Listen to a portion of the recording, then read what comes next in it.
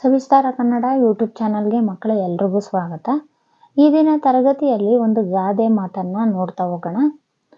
ಎರಡು ದೋಣಿಗಳಲ್ಲಿ ಕಾಲಿಡಬಾರದು. ಯಾರೆಲ್ಲ ವಿಡಿಯೋಗಳನ್ನು ನೋಡ್ತಾ ಇದ್ದೀರೋ ದಯವಿಟ್ಟು ಸಬ್ಸ್ಕ್ರೈಬ್ ಮಾಡ್ಕೊಂಡು ನೋಡಿ, ಒಂದು ಲೈಕ್ ಮಾಡಿ, ಶೇರ್ ಮಾಡಿ. ನಿಮ್ಮ ಒಂದು ಲೈಕು ನಮ್ಮ ಮುಂದಿನ ವಿಡಿಯೋಗಳನ್ನು ಮಾಡೋದಕ್ಕೆ ಪ್ರೋತ್ಸಾಹ ನೀಡಿದಂಗೆ ಆಗುತ್ತೆ ಅಂತ ಹೇಳ್ತಾ ಗಾದೆ ಮಾತನ್ನ ಪ್ರಾರಂಭಿಸೋಣ.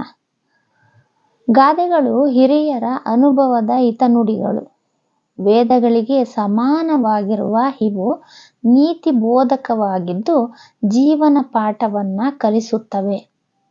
ಬದುಕನ್ನು ಹಸನುಗೊಳಿಸುವಲ್ಲಿ ಮಹತ್ತರ ಪಾತ್ರವನ್ನ ವಹಿಸುತ್ತವೆ. ಒಬ್ಬ ದೋಣಿ ನಡೆಸುವ ನಾವಿಕ ಏಕಕಾಲಕ್ಕೆ ಒಂದು ದೋಣಿಯನ್ನ ಮಾತ್ರ ನಡೆಸಬಲ್ಲ. ಅದನ್ನು ಬಿಟ್ಟು ಒಂದೇ ಬಾರಿಗೆ ಎರಡು ದೋಣಿಗಳನ್ನ ನಡೆಸಬಲ್ಲೆ ಎಂಬ ದುಸ್ಸಾಹಸಕ್ಕೆ ಮುಂದಾದರೆ ಅದು ಸಾಧ್ಯವೇ? ಆ ಎರಡು ದೋಣಿಗಳ ಮೇಲೆ ಕಾಲಿಟ್ಟು ನಡೆಸಿದರೆ ಪ್ರಯಾಣಿಕರ ಗತಿಯೇನು? ಪ್ರಯಾಣಿಕರು ಉಳಿಯುತ್ತಾರೆಯೇ? ದೋಣಿಗಳು ಮುಳುಗುವುದಿಲ್ಲವೇ? ಹೀಗೆ ಹಲವು ಪ್ರಶ್ನೆಗಳು ಏಳುತ್ತವೆ. ಇದು ಅಸಾಧ್ಯದ ಮಾತಾಗುತ್ತದೆ. ನೀರಿನ ಆಳ, ಅಲೆಗಳ ಏರಿಳಿತ, ನೀರಿನ ರಭಸಕ್ಕೆ ಒಂದು ದೋಣಿಯನ್ನ ಸರಿಯಾದ ದಿಕ್ಕಿನೆಡೆಗೆ ನಡೆಸುವುದೇ ಕಷ್ಟ ಸಾಧ್ಯ.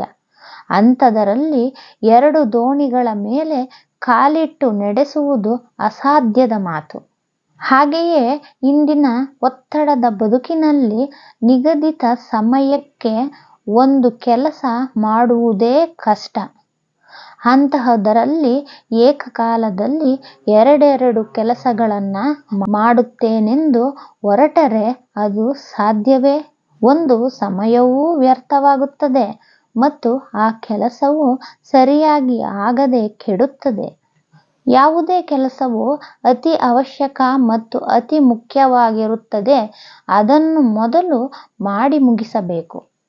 ತದನಂತರ ಇನ್ನುಳಿದ ಕೆಲಸವನ್ನು ಮಾಡಬೇಕು. ಹೀಗೆ ಮಾಡುವುದರಿಂದ ಮಾಡಿದ ಕೆಲಸವು ಪೂರ್ಣವಾಗುತ್ತದೆ ಮತ್ತು ಮಾಡಿದ ಕೆಲಸಕ್ಕೆ ಪ್ರತಿಫಲ ಸಿಗುತ್ತದೆ.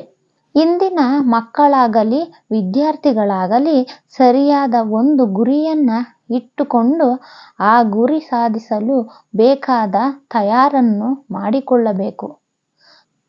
ಆ ಗುರಿ ಮುಟ್ಟಿದ ನಂತರ ಮತ್ತೊಂದು ಗುರಿ ಅಥವಾ ಕೆಲಸಕ್ಕೆ ಕೈ ಹಾಕಬೇಕು. ಇದಲ್ಲದೆ ಎರಡೆರಡು ಗುರಿಗಳನ್ನ ಅಥವಾ ಎರಡೆರಡು ಕೆಲಸಗಳನ್ನ ಸಾಧಿಸುತ್ತೇನೆ ಎಂದು ಸಾಗಿದರೆ ಆ ಎರಡೂ ಗುರಿಗಳು ಅಪೂರ್ಣವಾಗುತ್ತದೆ.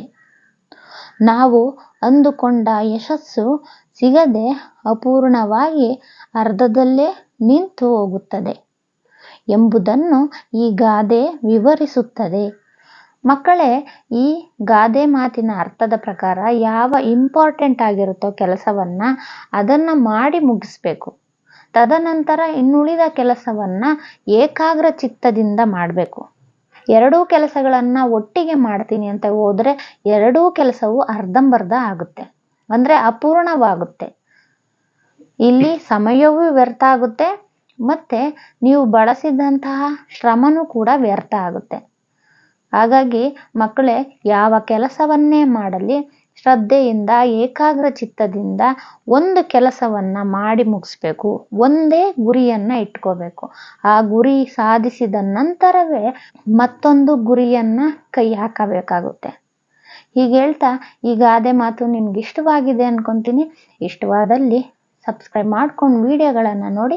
ಮತ್ತೊಂದು ಹೊಸ ವಿಷಯದೊಂದಿಗೆ ಮತ್ತೊಂದು ವಿಡಿಯೋದಲ್ಲಿ ಸಿಗ್ತೀನಿ. ಅಲ್ಲಿವರೆಗೆ ನಮಸ್ಕಾರ.